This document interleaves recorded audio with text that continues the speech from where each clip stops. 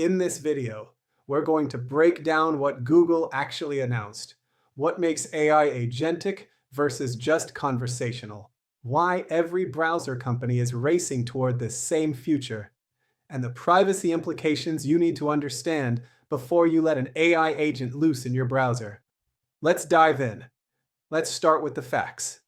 Google announced that Chrome is integrating Gemini, their large language model, directly into the browser. But here's what makes this different from just embedding ChatGPT into a sidebar.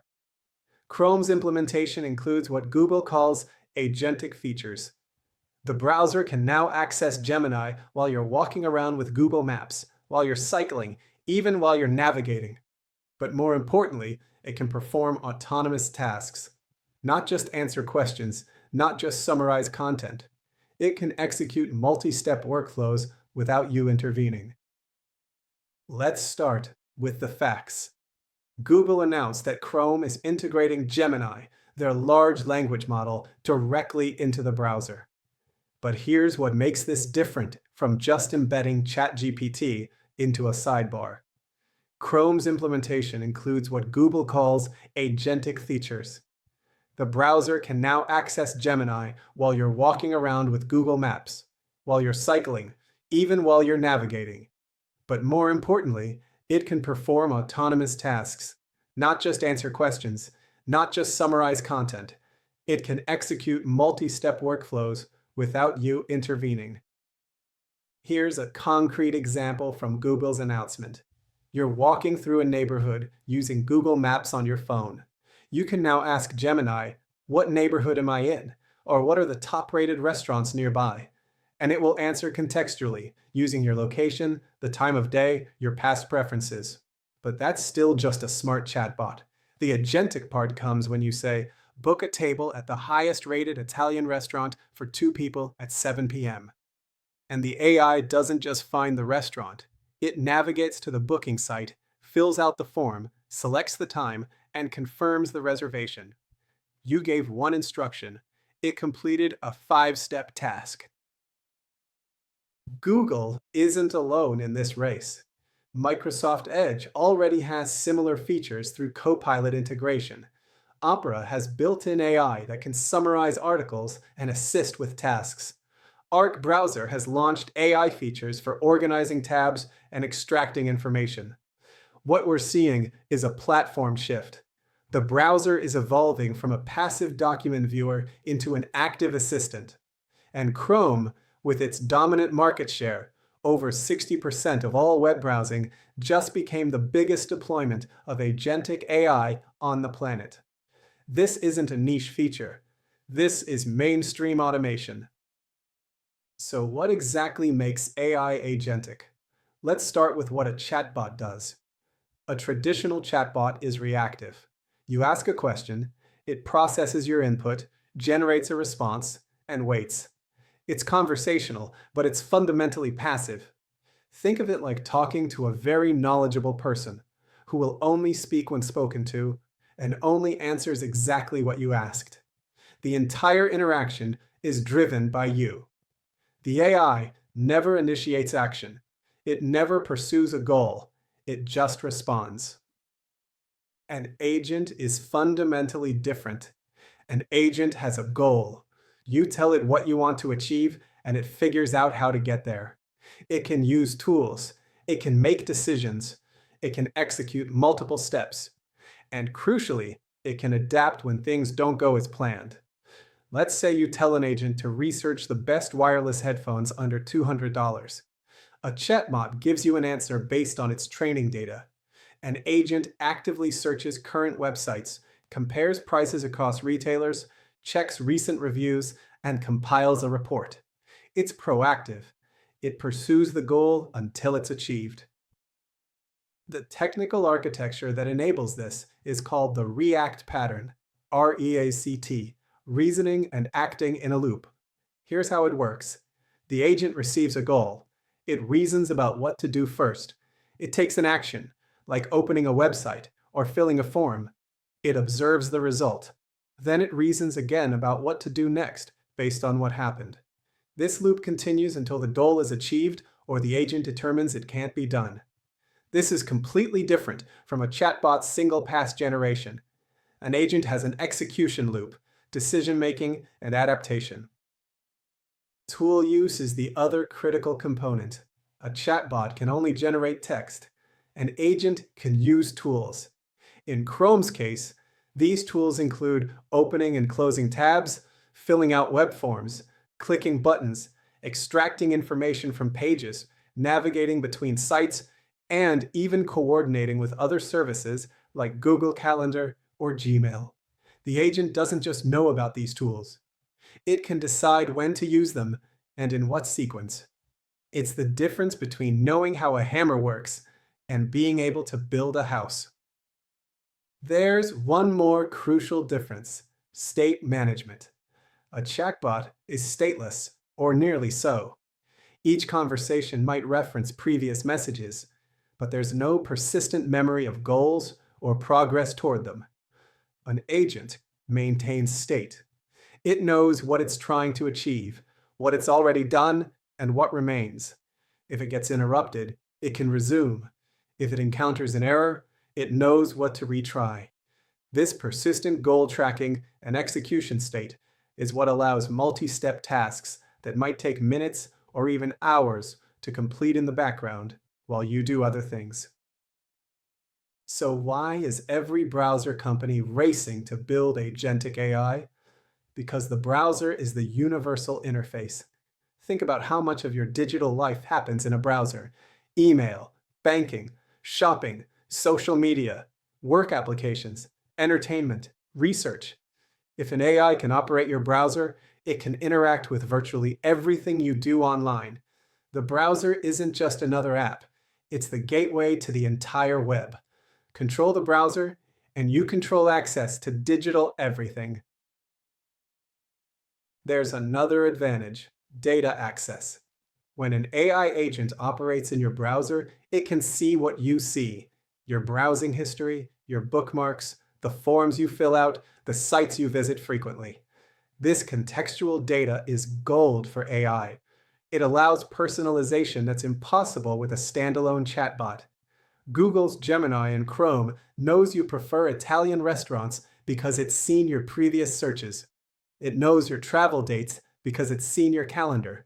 It knows your budget because it's seen your shopping behavior. This isn't speculation. This is how context-aware AI works. This creates a strategic moat. Google isn't just adding AI to Chrome. They're integrating Gemini with the entire Google ecosystem.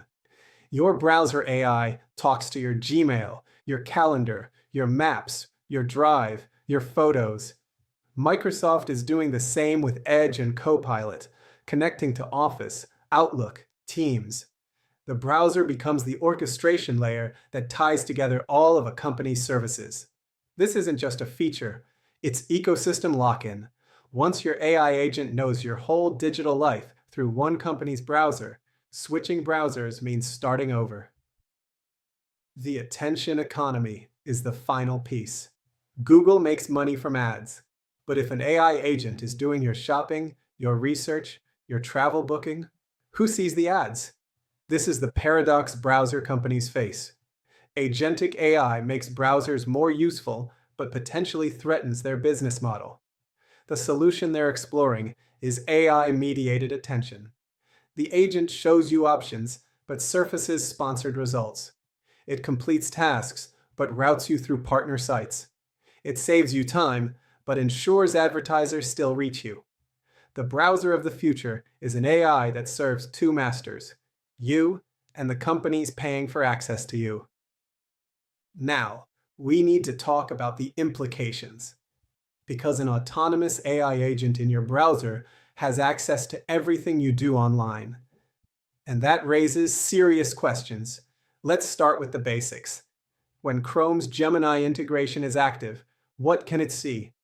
According to Google's documentation, the AI can access the content of web pages you visit, your browsing history within a session, form data you enter, and context from other Google services you've linked. In other words, quite a lot. There's a recent example that illustrates the risk.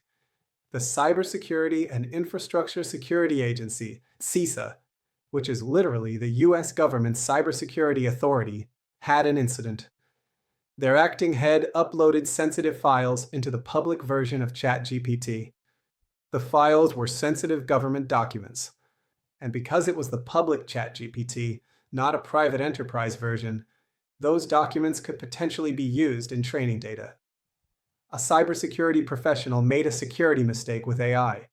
This isn't hypothetical. This is happening now. When you give an AI agent access to your browser, you're essentially giving it the keys to your digital life. Can it access your banking site?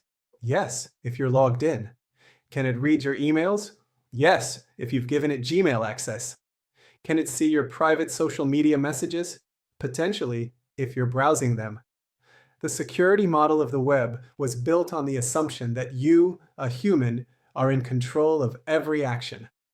But now we have autonomous agents taking actions on your behalf. And the question becomes, how do you verify what the agent did? How do you audit actions you didn't directly take? Browser companies are implementing controls, to their credit.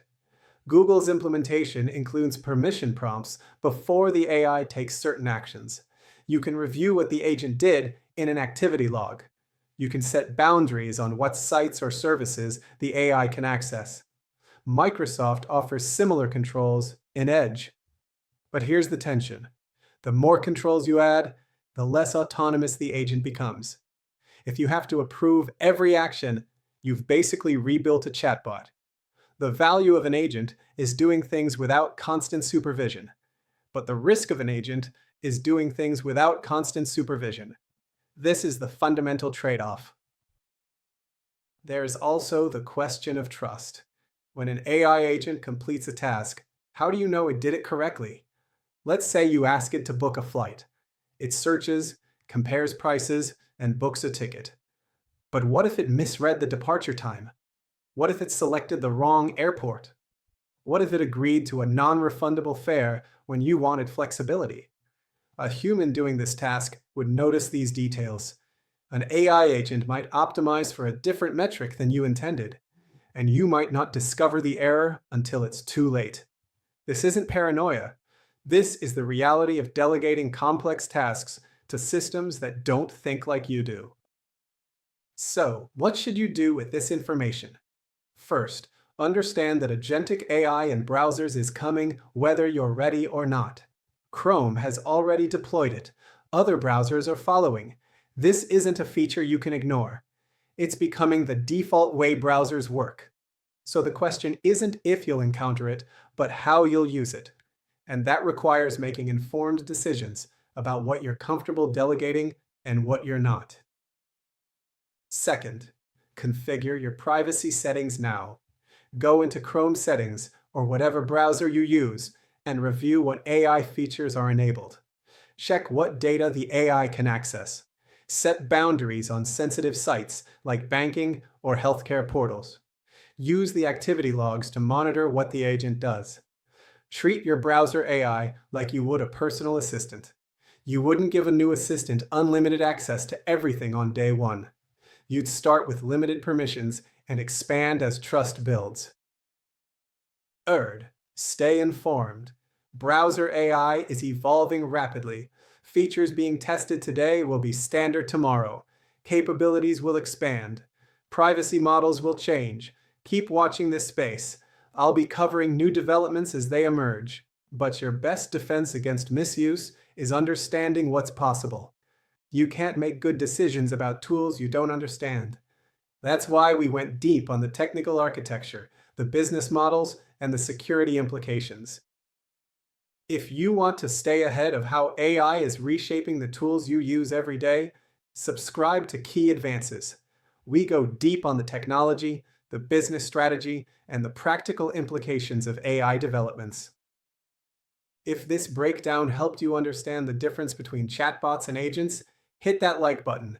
It helps more people discover these deep dives and make informed decisions about AI tools.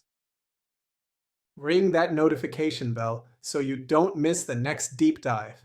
We're covering the AI developments that actually matter, with the technical detail you won't find in mainstream coverage.